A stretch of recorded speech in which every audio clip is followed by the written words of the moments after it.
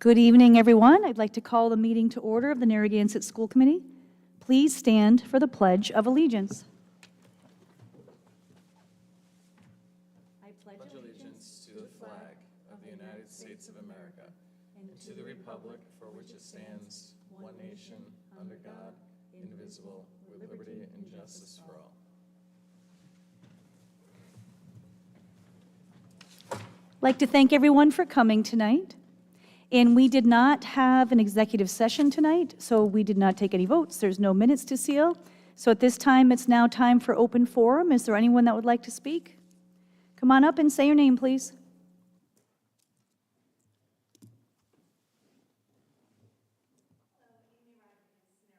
Is the microphone on?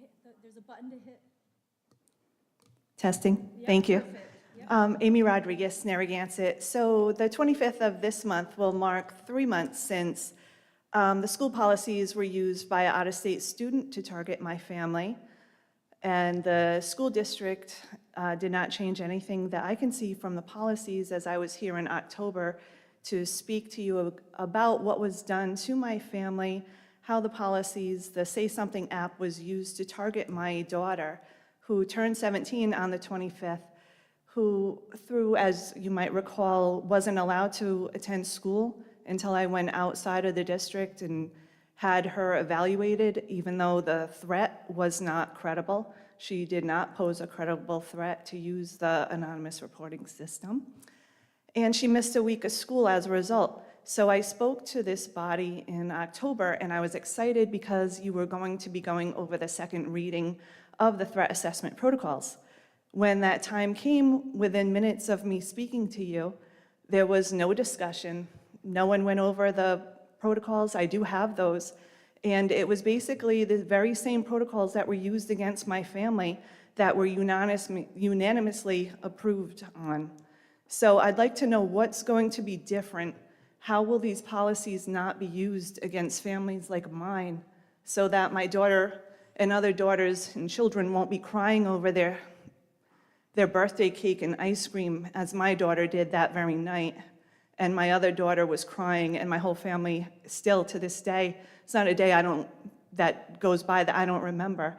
Police being brought to my house at 12:34 in the morning, and then given the fact that there was no credible threat, even proof of that at 8 o'clock in the morning, and my daughter still being expected to speak with a school psychologist without my approval and without me being present. How this will change and what will be done differently going forward, as other families should not be targeted by an out-of-district or any other person without a credible threat. So I would just like to bring that to you all, because it's not a day that goes by that I don't remember that knock on my door by a police officer who wasn't even sure why they were there, and looking at my daughter and seeing her cry on her 17th birthday over her birthday cake and ice cream. And there hasn't been one call, not one email from anyone on this school committee to ask me what they could have done different, how the policies could have changed, or to apologize to me or my family. Thank you. Thank you. Is there anyone else that would like to speak for open forum? Okay. All right, so we are moving on. We are now on to oral reports from the school committee. Does anyone have a report to give? Alex? Yes, just a brief report. The school committee's district diversity and equity committee met on November 29th, and the digital equity committee met for the first time on November 20th. And each school reviewed the various different programs and projects that each school is using to promote diversity and equity and celebrate culture and awareness. And the nutrition subcommittee met yesterday evening at the elementary school to have a very productive workshop on meal debt policy and procedures, and we will be forwarding recommendations to the policy subcommittee for further review. All right. Thank you, Alex. Anyone else? So I just wanted to give two quick updates. So I was able to attend the grade 5 meeting, was with parents and school leaders. And Dr. Cummings is going to speak about that in the superintendent's report. I thought it was a great meeting. I thought the folks that were invited were really a broad group of stakeholders. It was a great discussion. So I'll kind of wait until Dr. Cummings gives his update. I might share a few sound bites then. But I thought it was a great meeting, and Jen Armstrong and I were both able to attend. And the other update is just a few days ago on Monday night on the 18th, we did have our annual joint budget meeting with the town council. Very preliminary, because at this time, Dr. Cummings is really meeting with the principals and with the finance director, really doing some very preliminary work. And then we will hear the first budget presentation from Dr. Cummings at our February school committee meeting. Then we will have budget workshops, and then we'll come back and discuss in March. We'll present to the town council around that time, have a follow-up meeting with them. So very, very preliminary, but I thought you did a great job with that. And again, very early in the process. So with that, the next is the student report. Maya? So just as an overview, now that it's December, fall sports have obviously ended and we've transitioned into winter sports with girls ice hockey, boys ice hockey, basketball, and track. And so far, to my knowledge, they've had pretty successful seasons. I mean, it's only been 2 weeks, but so far it's going well. And the student council is planning on doing a winter ball in February, and the junior class is using the winter as an advantage. They're doing a fundraiser with wrapping presents, so if you have any presents, go to the junior class because they will wrap them for you. And this Friday, the group peer-to-peer has set up a festive Friday for the entire school. So it's our day is split in half, and then the second half of the day, we can choose activities to do. Like, I think I chose hot chocolate making and like cookie decorating. So that's just the little overview. And then what I have heard so far from my peers is now that the senior paper is finished, we've transitioned into regular English class. And so far what I've heard is that they're not the biggest fans of the My Perspective curriculum. They feel it's very boring and tedious, and notably I've spoken to some adults and they said that it was tedious to teach as well. It's not the content we're reading, but the contributions of the book that we're doing are lacking excitement. It's very read this, do this summary, read it again, do this summary. It was more engaging writing a paper, and now that it's just book work, I can tell that my peers are losing interest. But obviously, like, the curriculum is the curriculum. But I can say from experience with this new curriculum for the past 2 years, it's very different than what we were doing freshman and sophomore year. And I can tell how the liking is very different with the students. But with that being said, a positive is that I like the fact that we're using IXL. And students may be like, oh, IXL stinks, but it is actually very helpful. And I like that doing it. My teacher has us do it 10 minutes in the beginning of the class, just whatever skill we're going to be working on. And it actually is I find interesting. It's like grammar and sentence structures and things like that. And I find it very helpful and very interesting. So that new skill every day definitely does help. So that is a positive that me and my other peers do enjoy. Right. Any questions for Maya? I just had one. I didn't understand the term that you used, book contributions. Is that the different books that you're reading, and because the themes are so similar, is that why they're finding it boring? Yes, so like it's just one big book, and then it will have like a little excerpt of a text. It's not even the full text. It's just like a little excerpt, and it will be like, read this, and then it's usually write a summary on it. So Diane, to give a little context, unfortunately, the Rhode Island Department of Education has limited our choices around curriculum. And so My Perspectives is the one that, believe it or not, most closely mirrored what we were doing before in terms of range of literature and the amount of writing that we were doing, but unfortunately, it's very kind of textbook-based rather than, you still read some books, but it's it's very textbook-based. So one of the things that we're working with teachers on, and Maya's feedback is important, and it mirrors feedback we've gotten from other students as well, is that we need to develop the curriculum a little bit more so that that book is a resource and not the whole curriculum. And so that work's underway, and Gail is working on that with the high school. So you are reading other books too, full books, not just, no? Oh. Not yet. Not Not yet, yet. not But yet. they will. Yeah, not yet. But I mean, my teacher personally is doing a good job of attempting to steer off of it. Like she has us do things she comes up with, like we did a Venn diagram the other day. But that was her doing, not like the book or the curriculums. So, yeah. And what Maya's describing is really the struggle that we face K-12 in that, the legislature passed a law around having high-quality curriculum. We are very limited in the resources that we can choose, and then once we have those resources, there is kind of a quote-unquote set curriculum that goes with those resources. Part of our work is to use that as a foundation and then to build on it to spur student engagement, to make sure that we're hitting all the skills that we want to do, and that work is underway. So Gail and the curriculum team are working through that.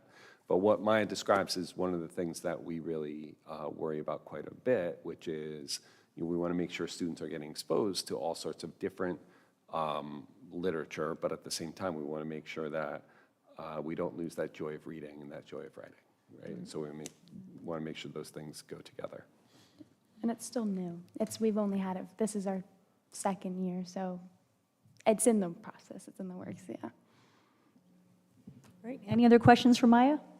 I just want to say, thank you for sharing this very thorough feedback. Obviously, it's already proving to be very useful, and it allows us to get greater transparency into the day-to-day life of the student in the classroom. So again, really appreciate your feedback. And just a real quick question on the junior class and senior class fundraisers. Do you happen to know if the junior class is providing wrapping paper, or is that like donated, or where are they getting it? Well, I was in there one day that they did it, and they brought wrapping paper, and Oh, so they brought it themselves? yeah, they brought it themselves. Okay. And then do you happen to have like a little soundbite on the family cookbook that the senior class is working on? So Miss Fogarty and our class council sent out a Google form to the district that said if you have a recipe that you want to submit and a picture of either the dish or your family, you can submit it. And so we got, I think, around like 60 responses, and then we're just in the process of like editing them and transferring them and then putting them into a cookbook that we're gonna sell after Christmas time. It's just gonna be like a winter cookbook, and that'll be like our biggest fundraiser, hopefully, this year for like prom and things like that. Excellent, very cool. I look forward to reviewing a copy myself. Thank you. All right, thank you very much. So we are on to the superintendent's report. Dr. Cummings? Great, thank you, Tammy. As we've heard already from Maya, we really are working towards winter break, or I'm sorry, our holiday break, so everyone has been working hard. I did have the pleasure of shadowing a student in grade 7 last week, which was really great to be back in middle school. And so I want to thank Grace O'Neill and the grade 7 team, because it was really I had a great day. It was really wonderful. As you know, one of the things I'm trying to do is to spend a day shadowing a student at each grade level. And so it really gives me a nice picture of what the day-to-day is like for students. And so, I am happy to report that middle school, our students are engaged. They're doing kind of really wonderful things. And one of the highlights, which was really an interesting piece, is throughout the day, I don't think I saw one cell phone the whole day. And so, students weren't being guarded just because it was me. The middle school does a really nice job with making sure that students have their phones away appropriately. And it really, I think, in a lot of ways, helps students focus in being in the moment that they were. And I think that's really important, during middle school. The other piece that you all know is that we did have to had an emergency closing for our middle school, and we had a pipe burst outside of the school, and the water main broke. So I want to thank Steve Gormley and the maintenance crew for their really quick work there, and our transportation department did an amazing job of just making sure everyone got home safely and all those pieces. So we were able to fix it really quickly. I have applied on behalf of the district to the Department of Education so that the middle school does not have to make that one day up and put them off calendar, because it would not technically count as a day of school because it wasn't 3 hours. So we have applied to the Department of Education to see if we could get a waiver for that one day. Finally, I do want to report on the meeting that Tammy mentioned. So we did meet with an advisory group of parents to consider kind of some of the discussion around where should grade 5 be located. And the parents from the elementary school, from the middle school, with children in grades 3 and 4, 5, 6, 7, and 8, teachers, administrators. So it was a really great discussion. The consensus of the majority of the group that it's not reasonable or in the best interest of students to move grade 5 to the elementary school at this time. While we may need to adjust school structures in the future due to enrollment, and we do need to have that conversation in the coming year or two, there should be a long-term plan to enact those kinds of changes and not kind of do it really quickly, from one year to the next. The other thing that we really talked about quite a bit is the structures and supports available to grade 5 students at peer really are developmentally appropriate for early adolescence, but we can always refine and adjust, and we want to promote opportunities for students. So for example, more social opportunities for 5th graders, I think, is really important and something that we need. Additional activities, even though we do and really saw, our 5th graders are really engaging in intramurals and clubs and activities, and we did survey them. The great news is that several group members really offered to help to continue the discussion. So we're going to examine our practices in grades 3 and 4 and see if we can do some more to help with that transition piece, and also look at what we're doing in grade 5.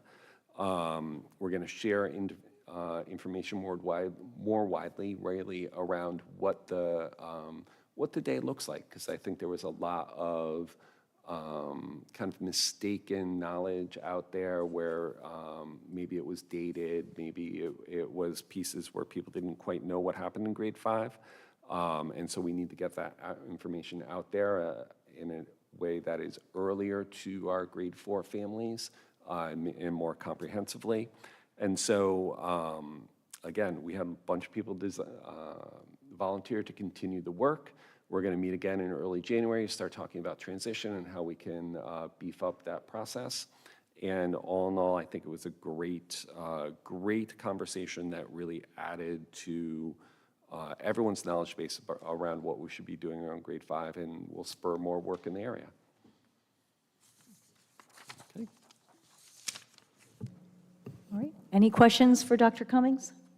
Alex? I just want to say thank you for sharing this very valuable feedback and for hosting this workshop. While I was not one of the school committee members to attend, I really appreciated hearing your feedback and hearing the positive responses as a whole from the dialogue that was shared, to hear about more social activities coming in, and the focus on transitioning between 4th and 5th, I think, is very important.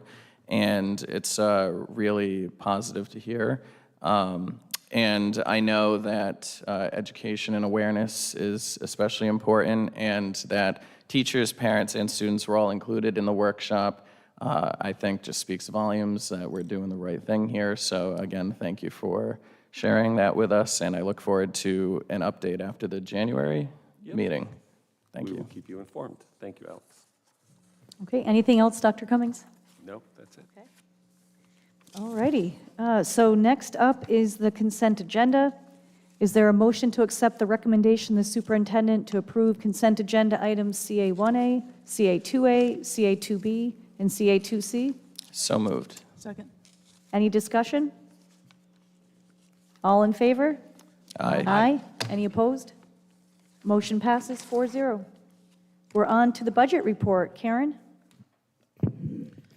Good evening. Our expenditures for the 5 months ended November 30th, 2023 total $11,951,060, and that is 32.96% of our budget.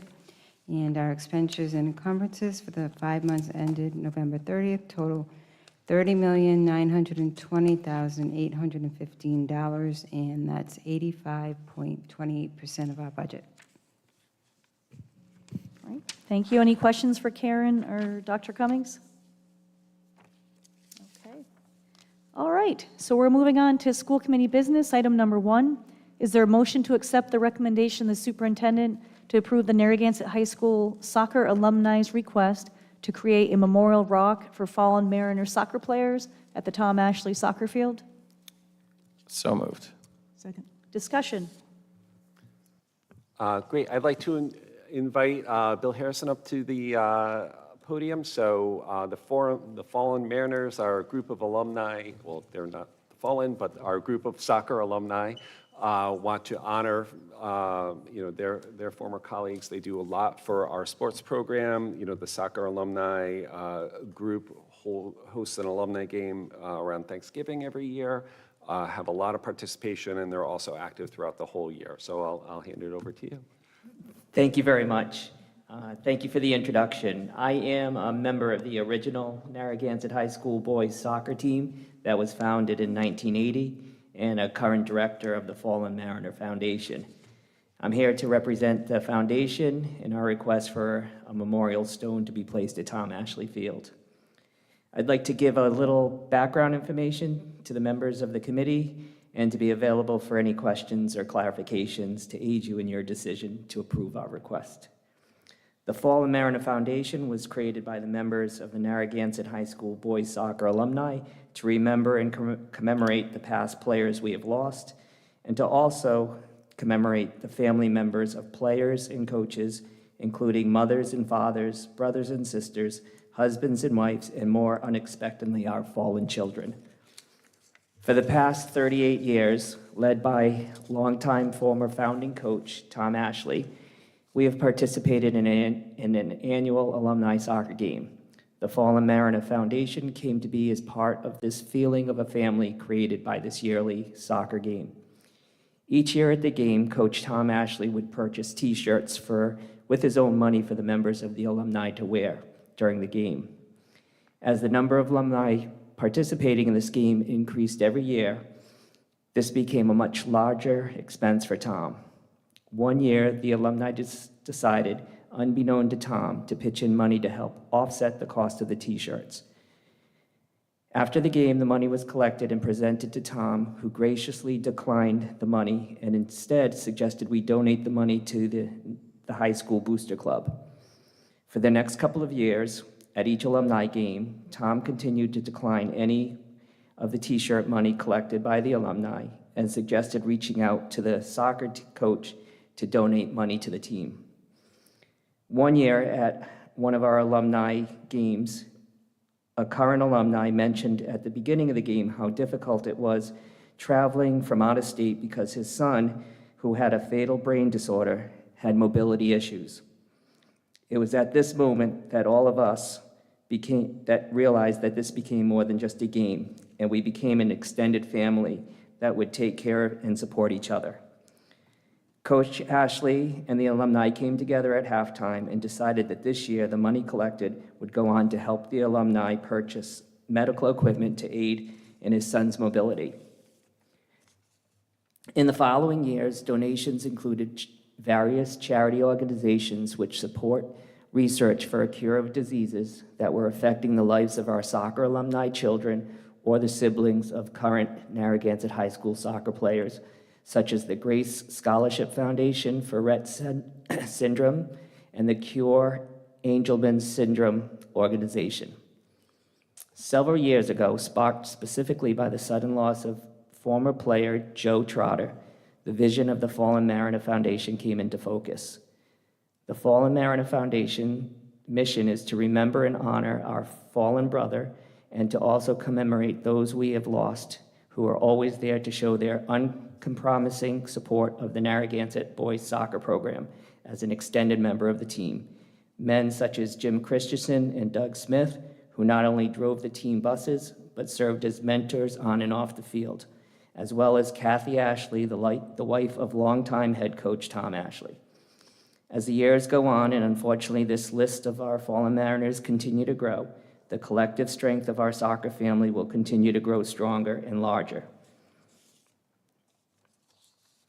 Now, as a newly established nonprofit organization, the Fallen Mariner Foundation awards yearly 2 one-time $500 scholarships to qualifying seniors in the high school soccer program, and a one-time scholarship, $500 scholarship, to qualifying seniors playing at a public or private high school who are children of Narragansett High School soccer alumni.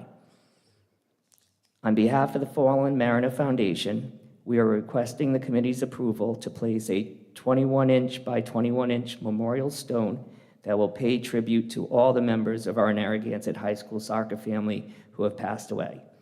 I do believe the committee has received an image of the proposed stone prior. I thank you for your time and consideration, and I'm available to answer any of your questions at this time or at any other time at your convenience. Thank you. Thank you. Thank you very much for giving us all that background. That was very helpful. And we do really appreciate all of the work of the foundation and all the great things that you're doing. And it's really great to hear about, you know, that sense of community and that sense of belonging, that sense of family. So we appreciate that. And we do have an image in our folder of what the rock would look like. Great. So at this time, do any school committee members have any questions at all or any comments? So you are a legally formed foundation. Yes, we are. And my other question would be, the recent graduates, do they tend to come back for the alumni game, or is it mainly the older graduates? We have a wide variety. We do get recently graduated players to come each year, so it's getting larger and larger. We have almost 35 to 40 alumni that show up every year for the game. Thank you. You're welcome. Any other questions or comments from the school committee before we vote? I just want to say thank you again for sharing your story with us. Definitely helps to understand the overall context of what we're voting on here.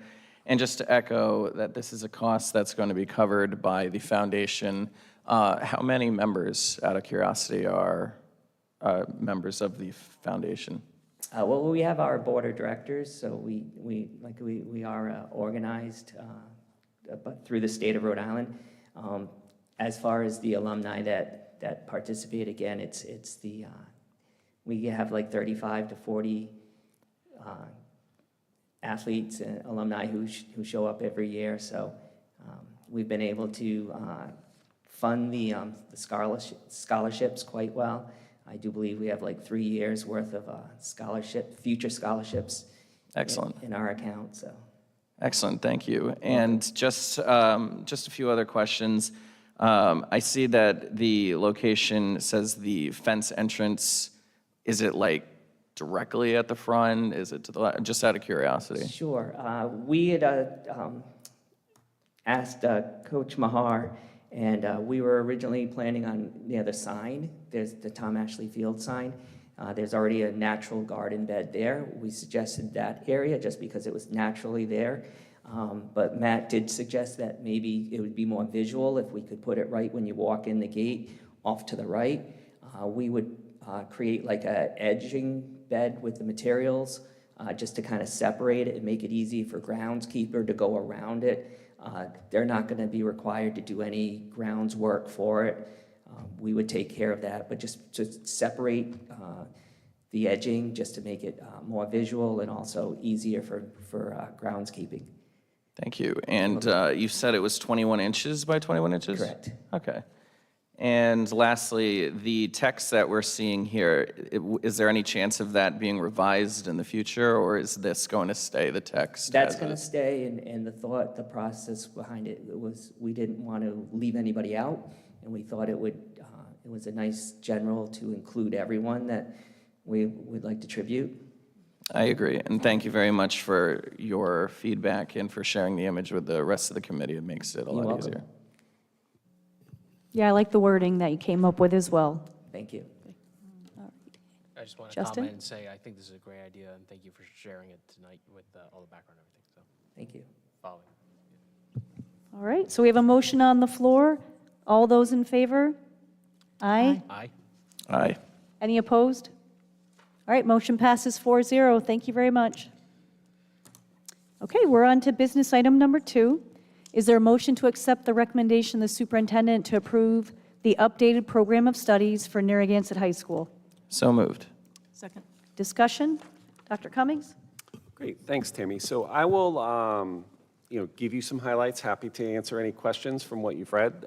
As you know, we transitioned to a different sort of schedule this year, which allows students to have more electives. So one of the highlights I want to show is that there are a number of new electives that are a part of this program of studies.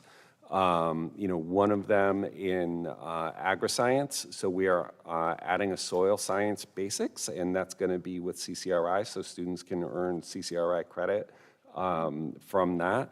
We're also kind of, no pun intended, dipping our toe in the water of some of the marine science electives, and so we are going to offer boating safety into marine tech. If we do have strong student interest in those, that's a potential CTE pathway for us down the road. And we're also continuing to expand our digital media production CTE program.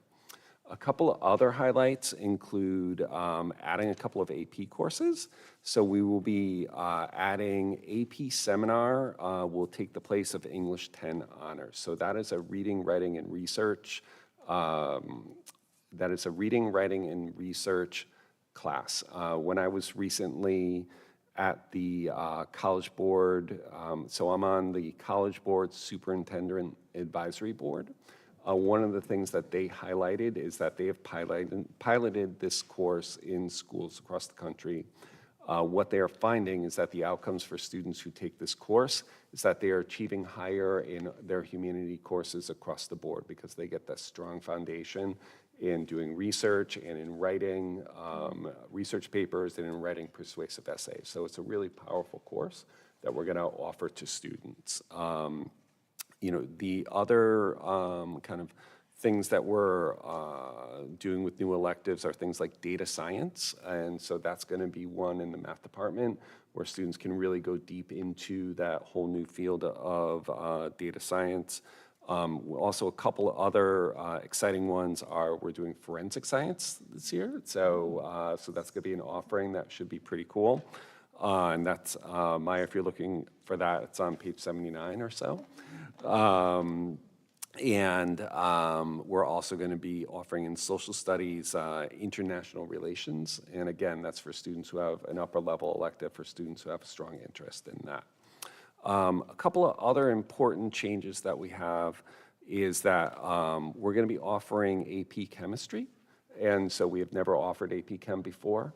That is generally recognized as being probably the hardest AP class. And so, we have a number of students who are really interested in trying that out. So we're going to be offering that. We're also going to be adding a couple of courses to world language. So we're going to be doing honors French literature and AP Spanish literature.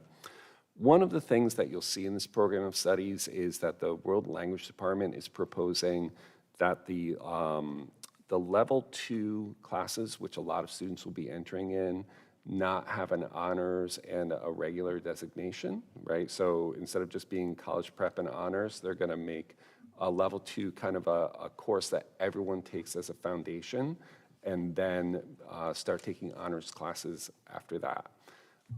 The reason for that is, I've gone over this with this committee a couple of times. It is at the beginning of the of the program of studies. But for this incoming class, so next year's ninth graders, the new grad requirements from the state take effect. And so for this group, they are required to take 2 years of language. And so the World Language Department wants to make sure that they are kind of giving everyone the opportunity to go deep into those languages, and then they'll have an opportunity to take 3 more years at the honors level, culminating in AP. What they're currently finding is that students who are in the college prep level 2 language versus the honors level 2 language aren't really getting the level of conversation that they need to move on to the upper level languages, so they're trying to move that forward. Feedback that we got from colleges was that as long as students are taking the highest level available to them, that is fine with the colleges. And again, we still have honors in AP for sophomores, juniors, and seniors, right? And most of our freshmen will go into Spanish 2, because they take language between kindergarten and 8th grade. Okay. A couple of other highlights that I also want to share with you is, we are making sure that we're reflecting those new requirements. So remember that all of our students have to take algebra, geometry, and algebra 2, right? And so the math department wants to create an Algebra 1 honors course. So for some of our students that take Math 8 instead of algebra in 8th grade, but are very good mathematicians and are ready for an honors course when they're freshmen. Right now, we weren't offering Algebra 1 as an honors section, and so we want to create an honors section so those students can move on to calculus when they're ready to do that. And then finally, a fun elective, just to kind of build on Maya's comment about the literature program, is that we are building in some more electives for literature. So the English department has proposed a true crime genre course, so that would be a semester course, things like In Cold Blood and some of those other true crime stories that are classics, and so do a study in those. So with that, I will say the flexibility of the new schedule has allowed us to do more electives, and one of the things that we kind of learned from scheduling last year is how to fit those electives in a little bit better so more students can get all of their electives. So in year 2 of that schedule, I think that will be a little bit more flexible and more students will get more of their first requests. Okay. So with that, take any questions that you have. Okay, I have a few. So first, it says that, I've had this explained to me, but I'm still a little confused. It says that the class of 2028 has to have 80 hours of work-based learning. Yes. What is So that's a that? great question. Thank you for asking. And so what that means is that in the new regulations, it means that all students have to do 20 hours a year of things that are related to possible college and career. So if you think about some of the things that we do in our Mariner classes, like interest surveys and getting exposed to different careers, or if you think about what happens in our agri-science classes when they do the plant sale, right? Or those types of things, those are all quote-unquote work-based learning hours, right? So would just taking like an agri-science class or any class that is in one of the CTE programs, would that count towards that? It would, because they build those into all the classes. Oh, okay. I actually have more. Sorry. So I should also know the answer to this one, but is there no world language graduation requirements like now?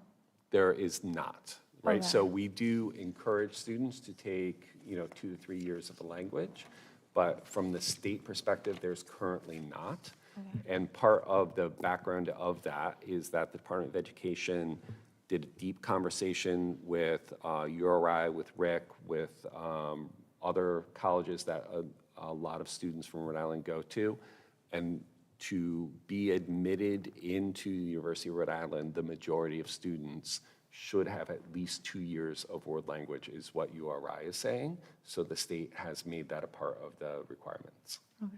I know just from talking to kids and being one, I thought that was already a graduation requirement, so. Right. Yeah. Well, we really, it's kind of a, almost a soft graduation requirement, Okay. right? Because, you know, when you meet with the guidance counselor, they're telling you, listen, if you want options when you graduate, you need to take a language, otherwise you're not gonna have the same choices than that you would.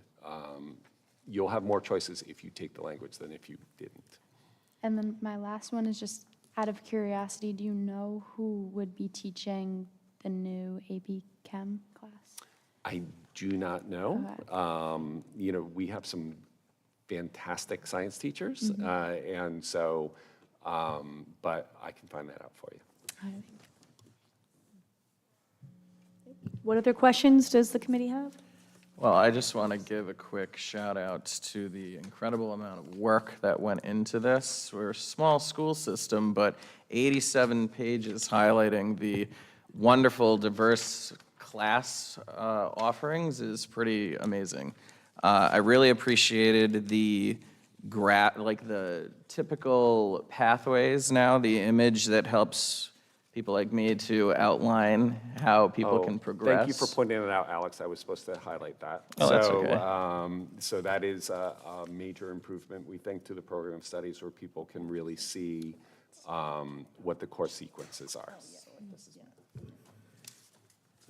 Thank you. And, you know, again, when I was in school, I don't know, some years ago, there was only 4 or 5 AP classes. Now I count 20 offering. Pretty amazing, again, for the size of school that we have. And I just think that speaks volumes to our offerings and to our teachers. Along the lines of teachers, do we have teachers lined up to teach each of these 20 courses? Are any dual teaching to multiple AP courses?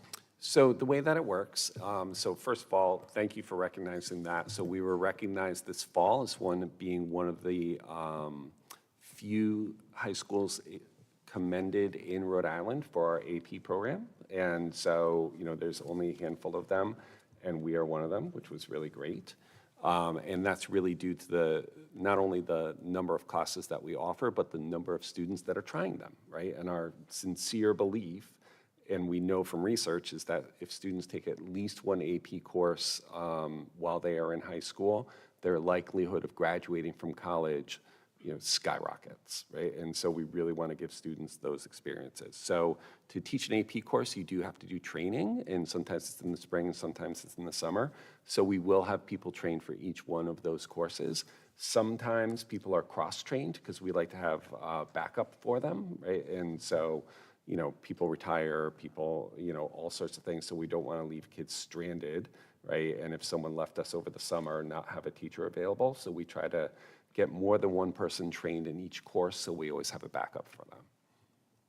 Excellent. And just 2 other things. One, the AP seminar, thank you for explaining that, because I had a note in here. I did not know what that meant. I know there was a description in here, but again, I still had a few questions along those lines, so thank you for clarifying that. There is an AP test for AP seminar. I know that's...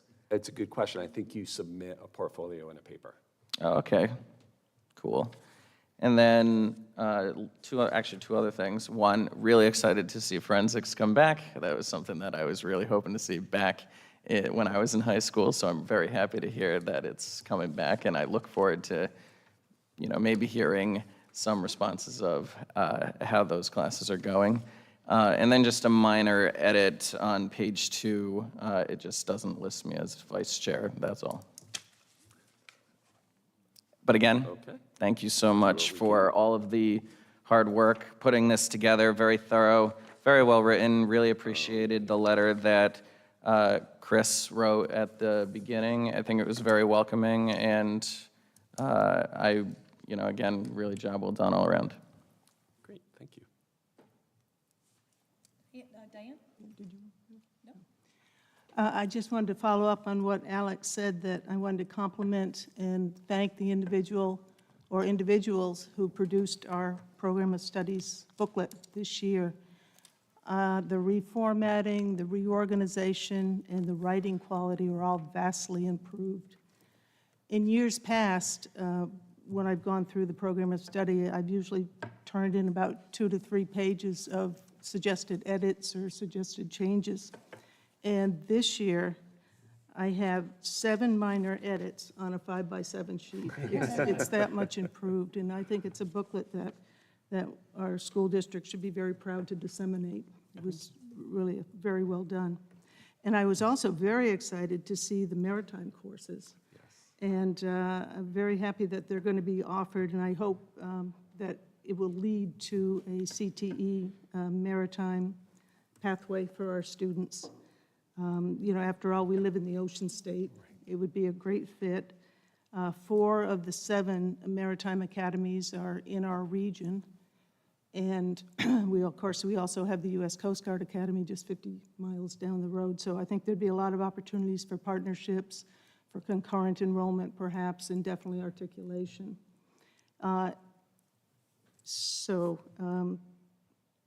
Just on a personal note, 2 of my sons went through maritime academies, and I was just floored with the opportunities and offers that they got for jobs even before they graduated, whether it was ocean-going or land-based. So it's a wonderful profession, lots of opportunity in it, both land-based and sea-based. So my compliments to, I guess, the principal. Yes, who led so the I want to effort. give Chris and his team did a wonderful job on this. They've been working on this for a long period of time. You know, there were multiple adjustments to make. First, just to accommodate the new graduation requirements, to accommodate the updated schedule, and then 3, for it really to be at the level of presentation that Chris wanted it to be at. So it was a job well done. I agree 100% with everything that Diane said and you just said as well, so, all right. Any other questions or comments from the school committee? I just got one. Justin? I did appreciate now with the new schedule, well, it's kind of old at this point, and the requirements, how much effort went into showcasing, showing like the paths forward. We've mentioned that several times, but it was necessary, I feel, for this edition, and it delivered. So, thank you. Yeah, that's all. That is a great point, actually, just to bounce off your point there. That I know a lot of work and a lot of practice went into the scheduling process. So the fact that we're able to offer such a variety of classes just speaks to the amount of work and effort that went into creating the schedule. So again, thank you. All right, so we've got a motion on the floor to accept the program of studies. All those in favor? Aye. Aye. Any opposed? All right, motion passes 4-0. And our last business item for the night, is there a motion to accept the recommendation of the superintendent to approve the revisions made to the Narragansett school system purchasing policy? So moved. Second.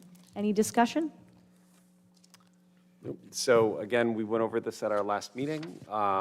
It is kind of following the state law to adjust the limits for being able to purchase in reflection of increased costs and inflation, so that increases what we can do to under 10,000 and for construction under 20,000.